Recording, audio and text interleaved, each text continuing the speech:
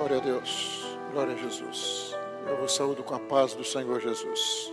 Convido a igreja para se colocar de pé, para lermos a palavra do Senhor em Apocalipse, capítulo 2.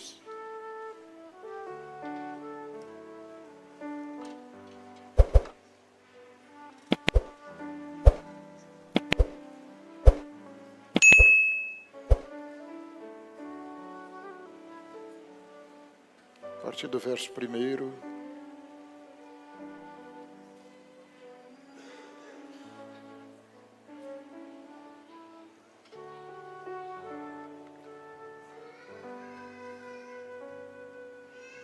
Nós vamos ler até o verso 5. Nos diz a palavra do Senhor: escreve ao anjo da igreja que está em Éfeso. Isso diz aquele que tem à sua destra as 7 estrelas, que anda no meio dos 7 castiçais de ouro. Conheço as tuas obras, e o teu trabalho e a tua paciência, que não pode sofrer os maus, e puseste à prova os que dizem ser apóstolos e não são, e tu os achastes mentirosos. E sofrestes, e tens paciência, e não trabalhaste pelo meu nome, e não te cansaste. Tenho, porém, contra ti, que deixaste o teu primeiro amor. Lembra-te, pois, de onde caíste, e arrepende-te, e pratica as primeiras obras. Quando não, brevemente a ti virei, e tirarei do teu lugar o teu castiçal, se não te arrependeres. Senhor Deus, nós te glorificamos, te bendizemos, porque o Senhor tem prometido uma bênção especial de renovo para os nossos corações, no teu desejo de renovar o primeiro amor nas nossas vidas. Visita-nos e opere poderosamente em favor de cada um de nós. Nós oramos em nome do Senhor Jesus. A igreja pode se assentar.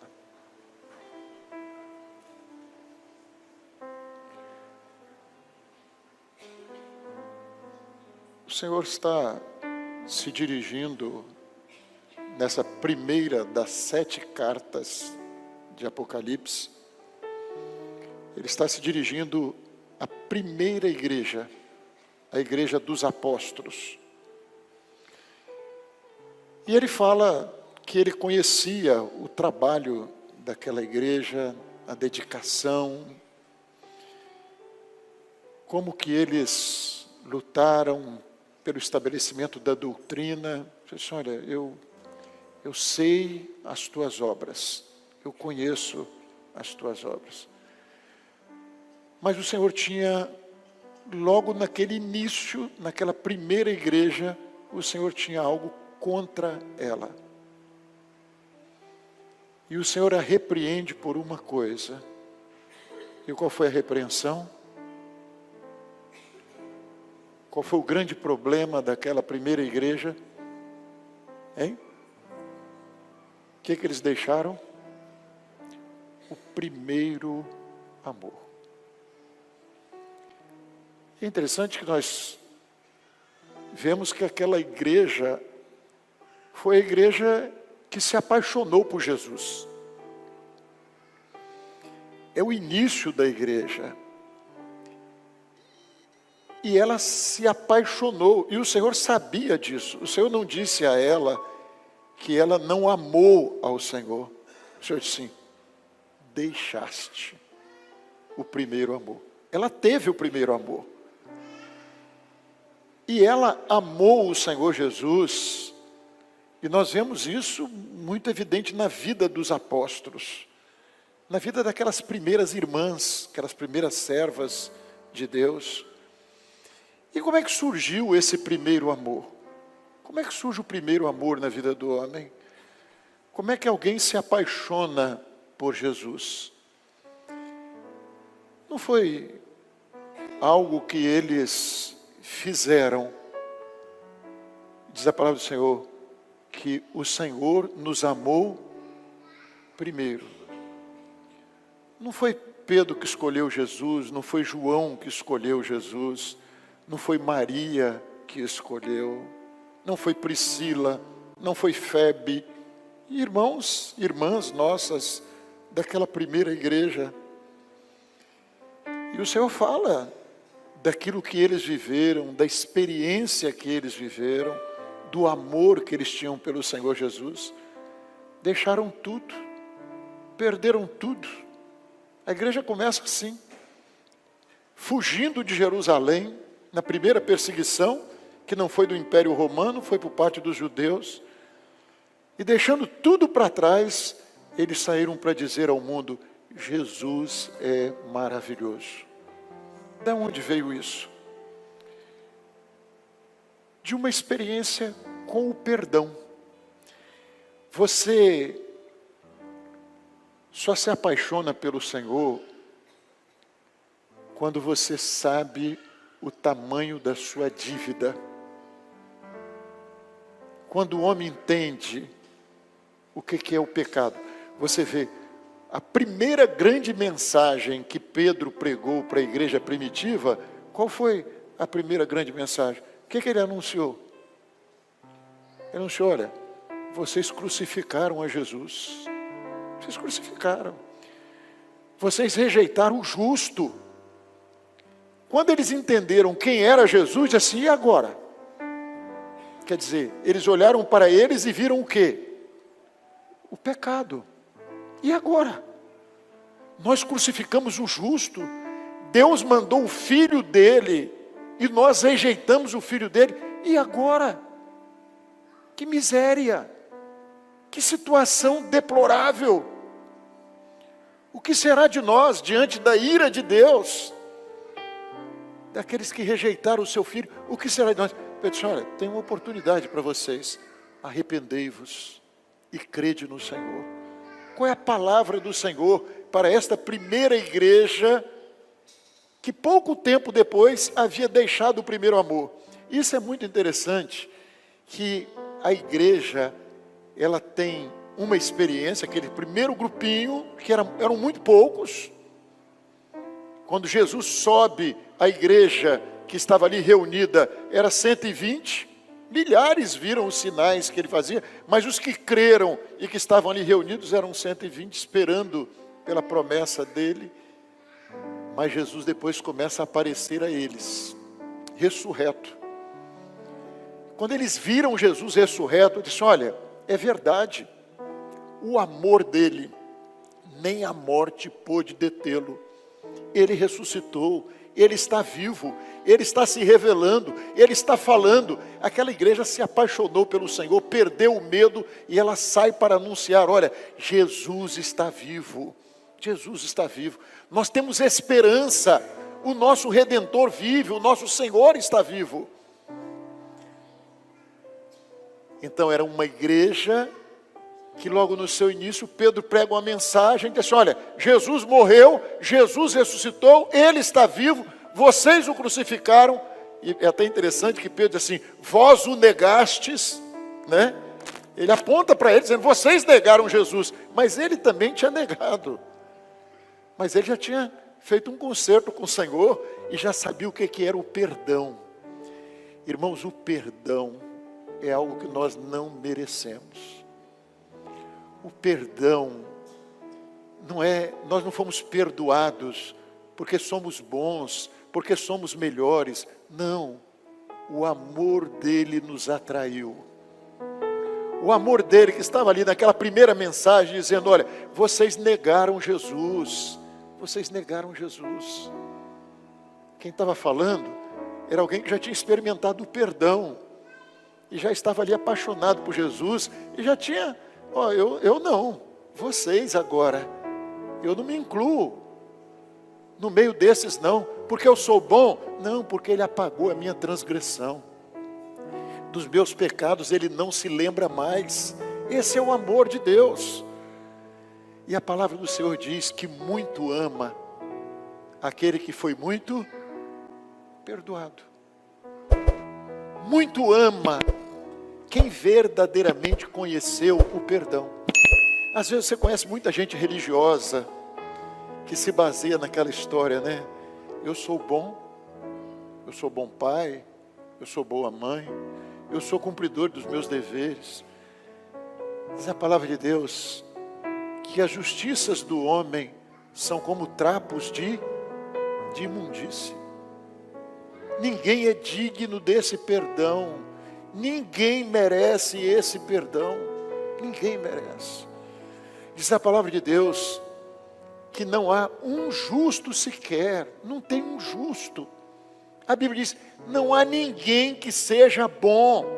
Esse é você, esse sou eu. Os servos de Deus, quando entenderam isso e viram o amor de Deus sobre eles, eles corresponderam a este amor. E a igreja, ela corresponde a esse amor e ela ama Jesus mais do que a própria vida, mais do que tudo. Aquela igreja não era uma religião. Não, eu tenho uma religião, eu sou dessa religião. Não, não era isso. Era a história de um grande amor. Nós não sabíamos quem ele era. Nós não sabíamos o que era o nosso pecado.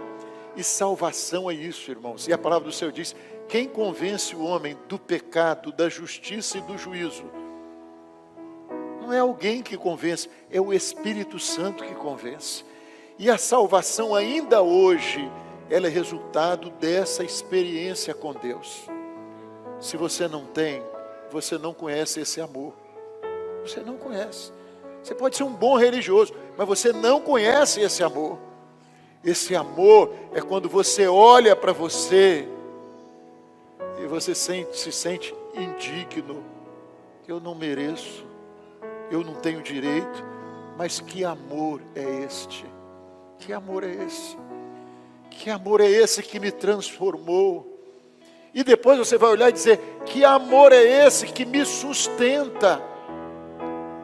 Porque se eu estou de pé hoje, é porque esse amor me sustentou. É a mão dele, é o cuidado dele, é ele que nos livra do mal, é ele que nos livra da tentação, é ele que nos livra da queda. E o Senhor está dizendo, aquela igreja, vocês amaram. Um dia, esse amor esteve vivo nos vossos corações, mas vocês deixaram o primeiro amor. A gratidão, o desejo de estar com Jesus, a saudade. Tudo isso, irmãos, era resultado, o grande amor, era resultado de uma comunhão. Hoje nós vimos de manhã, já na introdução do próximo estudo de Cantares, dizendo que o pescoço da amada era como a torre de Davi. Olha assim, é a comunhão da igreja com o cabeça que é Cristo, o seu amado. Mas como é que a comunhão se estabelece? A Bíblia diz, o vosso pecado faz separação entre você e Deus. O pecado separa, mas o sangue de Jesus Cristo nos purifica de todo o pecado e restabelece a comunhão. Como é que a igreja tem comunhão? Quando você reconhece o seu erro, quando você reconhece o seu pecado, quando você reconhece que você é indigno, e você então confia neste amor e vai viver deste amor. É por isso que a palavra de Deus diz, olha, se não tiver amor, não adianta você dar tudo para os pobres. Está lá na carta aos Coríntios. Quando nos fala dos dons espirituais, quando nos fala do corpo de Cristo, você diz, olha, mas se não tiver amor, acabou. Você pode ser um bom religioso, mas se você não estiver vivendo este amor, o livro de Cantares é isso, né? O livro de Cantares é uma história de amor, de um noivo apaixonado e de uma igreja que correspondeu, a fiel, que correspondeu este amor. A igreja primitiva, a gente diz, não, mas a igreja primitiva não, pastor, a igreja primitiva amor, não. É muito interessante isso. A igreja primitiva, ela começa ali, como é que é o início dela? Ó, Jesus ressuscitou, subiu para o Pai, não vos deixou órfãos, Ele mandou o Espírito Santo, a igreja foi batizada com o Espírito Santo, cheia do Espírito Santo, cheia desse amor, e ela sai para o mundo para proclamar o Evangelho. Esse Evangelho de perdão, esse Evangelho de arrependimento. Não é o Evangelho do homem conformado com o pecado. Não é o Evangelho da igreja que ficou buscando o Senhor na cama, da igreja que se acomodou, nem da igreja que foi buscar pelas ruas. Mas é a igreja que busca o amor da sua alma, o meu grande amor, de um amor que é mais forte do que a morte. É esse o amor do Senhor Jesus. Mas de uma igreja que ama, uma igreja que deseja a sua vinda, porque está apaixonada por Ele, pelo noivo. É esta igreja, não é a igreja que diz Maranata, da boca para fora, mas é a igreja que vive Maranata. É a nossa vida, é quem nós somos, é o nosso grito, que vai muito além do grito de uma palavra. Não é uma palavra, é o amor que nós vivemos, é o amor da alma remida, daquele que está cheio de gratidão ao Senhor. Não é o amor que tem medo, não é o amor que tem medo, mas é o amor de quem foi perdoado. A igreja primitiva, ela recebeu o batismo com o Espírito Santo, ela se apaixonou por Jesus, ela saiu para pregar o Evangelho. Mas você vê, quando os apóstolos morrem, pode pegar, quem gosta de ler, pega os pais da igreja, aqueles que estão vivendo ali pelo ano 130, 150 depois de Cristo, vê qual deles falou em dons espirituais. Qual deles ainda era a igreja primitiva, era aquela primeira igreja, mas qual deles falou em batismo com o Espírito Santo? E esse foi o primeiro amor que eles deixaram.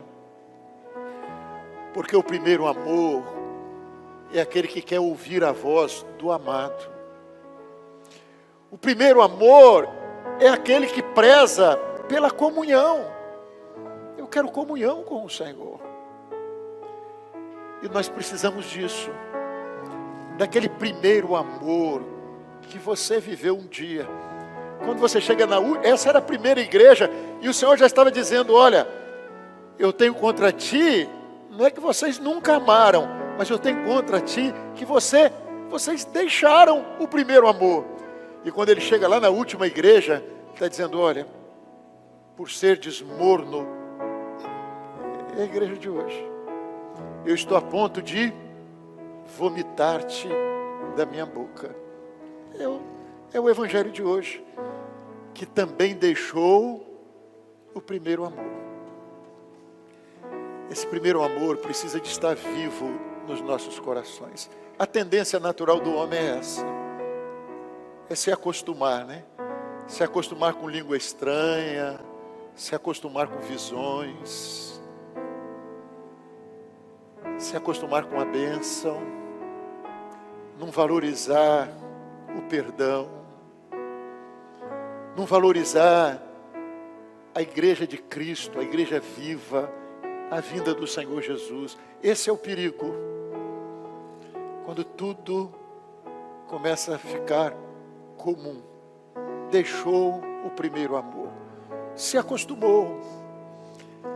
Quando ouvi uma visão no começo, que coisa gloriosa, o Senhor falou comigo, e como era importante, né? Aquele desejo, eu quero ouvir a voz do Senhor. Quero o Senhor falando comigo, pastor, ora por mim. Pastor, eu preciso de uma bênção. Nós precisamos sentir essa necessidade. Às vezes nós falamos, não, nós não somos uma religião, nós não somos religiosos.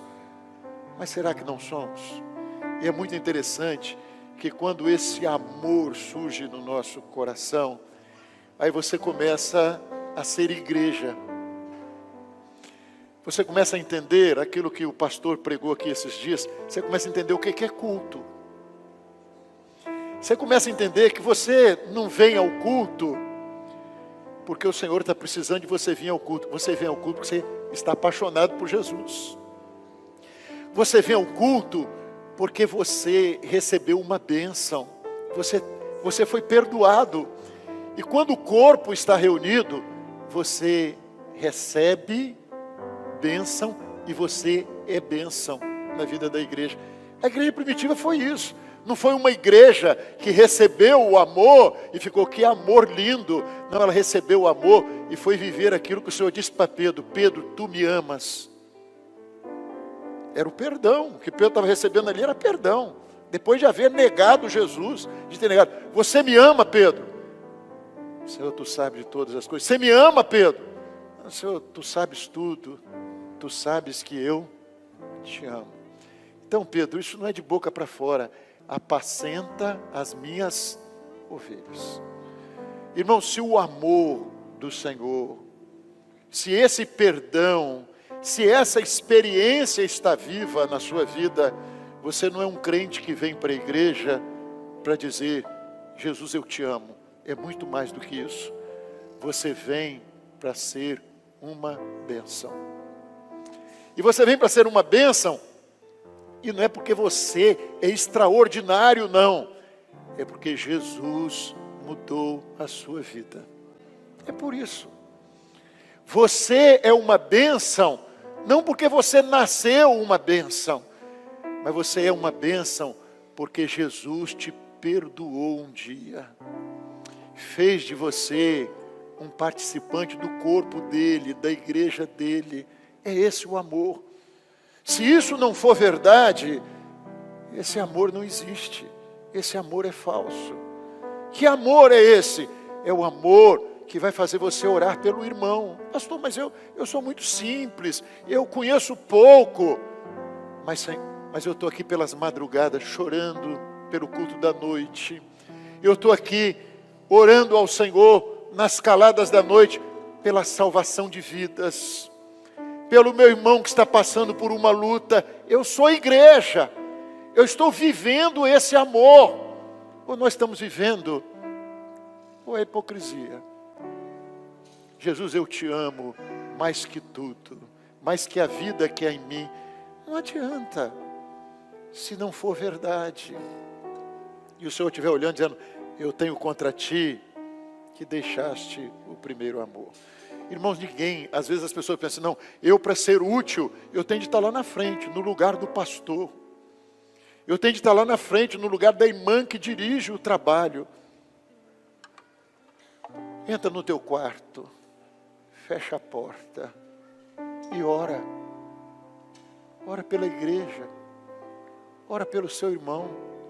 Ninguém te viu, ninguém sabe, mas aquele que te vê em oculto, ele te recompensará. Aquilo que você puder fazer pelo Senhor, dê ao Senhor o melhor. Se você tem uma novilha para oferecer, era assim no Velho Testamento, ele aceita uma novilha. Se você tem um cordeirinho para oferecer, ele aceita um cordeirinho. Mas se você tiver uma rola, que os mais pobres não tinham, eu posso oferecer uma rola. Ele não fazia acepção, ele aceitava a rola. Mas o que o Senhor quer é esse se dar, é esse se entregar ao Senhor. Senhor, eu quero te dar. Quer dar o quê? Eu quero dar tudo, Senhor. Eu quero dar a minha vida. Não é muito, mas eu quero dar o que tenho. Quero fazer como aquela viúva pobre, deu tudo. Senhor, eu quero minha vida no teu altar. Eu quero te amar de verdade. Eu quero ter comunhão contigo. Eu preciso da tua presença. Eu preciso de ti. Eu preciso do Senhor na minha vida. É isso que nós precisamos hoje. O Senhor falou isso. O Senhor diz assim: eu quero a igreja voltando ao primeiro amor. Comprometida, uma igreja que estava comprometida com Jesus. Aquilo que nós falamos, a igreja primitiva: eu tenho contra ti. Você amou um dia, você deixou as primeiras obras, você deixou aquele primeiro amor. Eu sei, e ela era zelosa.